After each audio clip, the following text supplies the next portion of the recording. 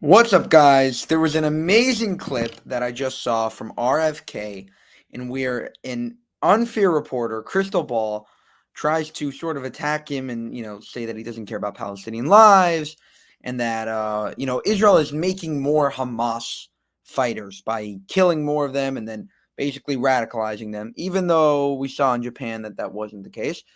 But he had some great responses, so check it out. I think RFK has really been strong in Israel, especially since his relationship with Shmuley Boteach. Whatever you want to say about that, Rabbi.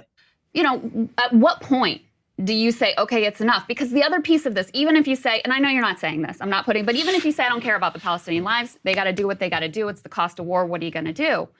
There's also a lot of evidence that what they're actually doing is fomenting increasing support for Hamas. Because if you think about it, if you're a kid and your parents get blown up, what kind of politics do you think you're going to have when you grow up? Isn't that going to be tremendously radicalizing and incredibly compromising to the security of Israelis alike? So how would you... Before he answers this, I just want to say, when your parents are blown off, maybe you'll be fucking scared to do the same thing as them. Just putting it out there. Get rid of Hamas. Well, if you're Israel. Well, I'm not running for president of the United States, number one. But number two, I think we have a model for this in a sense from the way we went in and approached bin Laden. So it was a targeted raid. If you're actually going to do this, you do a counter-terror operation where you go in a targeted way. You create a wedge between Hamas and the civilian population. And we see how this works in the past, because previously in Israeli society, when there were pathways to peace that were on the table, where the Palestinian civilian population felt that they had a chance at negotiating some sort of a peaceful outcome, guess what? Support for Hamas falls off a cliff. It's almost a one-to-one relationship with the more brutal the response from the Israelis, the more support for radicalism that there is. You can filibuster. I'm not filibustering. You asked me a question. I'm trying to answer it. Yeah, I think you're filibustering. You're not answering the question. You're saying drive a wedge. Well, of course Israel's trying to drive a wedge.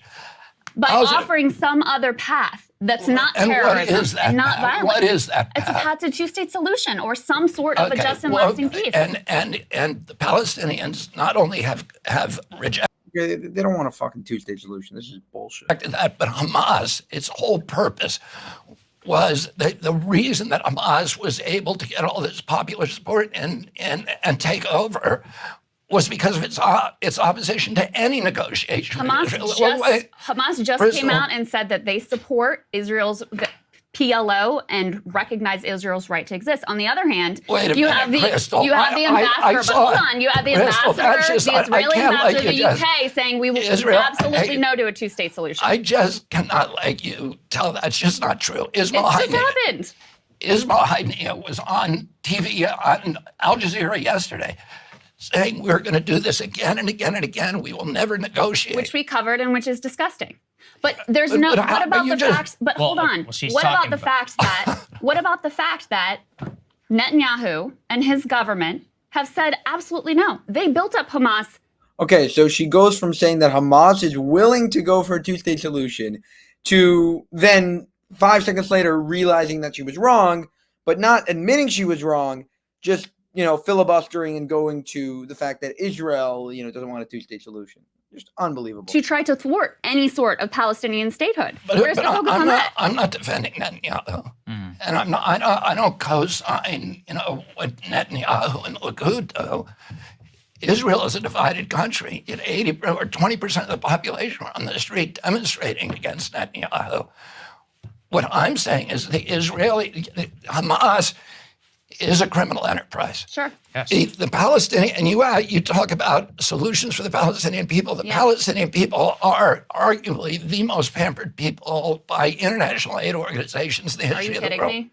No, even before this war, 78% of people in Gaza said they had, not enough food to eat. Right. And why is that? Why are you blaming Israel? Well, in part, it's Hamas, and in part, it's the fact that Israel imposed a blockade and talked about putting them on a diet. If your neighbor. First of all, Israel has no obligation. Israel built 3,000 hothouses and gave them for greenhouses. That would have made Gaza completely food self-sufficient, gave it to them as a gift, offered to rebuild the port of Gaza to make it the Singapore of the West. Hamas said, no, we don't want Jew money. We don't want Jew ideas. And what do? The international aid agencies have given Gaza more than 10 times per capita what we gave to rebuild all of Europe after the Marshall Plan. They've gotten $8,300 per capita, every person in Gaza. We rebuilt Europe with $621 per capita in Europe, and we rebuilt it. What did they do with that money? Instead of using it to make this, Gaza's this beautiful country, white sand beaches, it should be a paradise. Hamas said, we don't want that. They take virtually all of that money and they steal it. So the top 5 guys, the top 5 leaders of Hamas are billionaires. Ismail Haniyeh has $5 billion, according to Forbes. But Bobby, again, wait, let me just finish. No, because you made us, Hamas. You are making us. Okay, she's not letting him answer. This is just, nobody should go on these, pro-Palestinian things because they don't let you have a fair interview ever. Statement that is just wrong. It's not Israel's fault that Gaza is poverty-stricken. Gaza should be one of the wealthiest states on the Mediterranean. They have no control over their own territory. Of course, Israel if you go to war, everything that comes in and goes out. If you go to war, no, Krystal, why are you blaming? Why do you insist on blaming Israel rather than blaming Hamas? I do blame Hamas, but you know what else, Bobby? Our tax dollars do not go to Hamas. They go to the Netanyahu government. And it's our bombs, 22,000 of which are being bombed, dropped on the civilian population right now. You know what most of our tax dollars have gone for? For the Iron Dome, which is a way of not invading Gaza. Our country and Israel for 16 years have expended this huge amount of money to try not to go into Gaza, while Gaza sent 2,000 rockets a year, suicide bombers, and of course Israel's going to fight. How many times has Israel come in and quote-unquote mowed the lawn? They've gone in 5 times, and every time they've signed a peace agreement with Hamas, and every time they violated that peace agreement. Let me just... Israel also has been killing Palestinians in the West Bank, but Bobby, hold on. Listen, I want to move forward. If Mexico attacked us and we built a fence, would you blame us for caging in Mexico? Well, I don't know what it is, but everything in your mind is telling you to blame Israel instead of blaming Hamas. Wow. Just laid it on her. I barely had to interject her. I barely had to interject there. Everything you said was 100% true. And even though some of those stats, like I didn't even know that, and I've been researching this for a while, the idea that we keep on making the same mistake, and people keep saying ceasefire now. We've had 5 ceasefires. You want another ceasefire? Just like you said, we've had 5 wars. She's proving his point. How many times have Israel gone in? Yeah, 5 fucking times. So you want it to happen again? You want another ceasefire?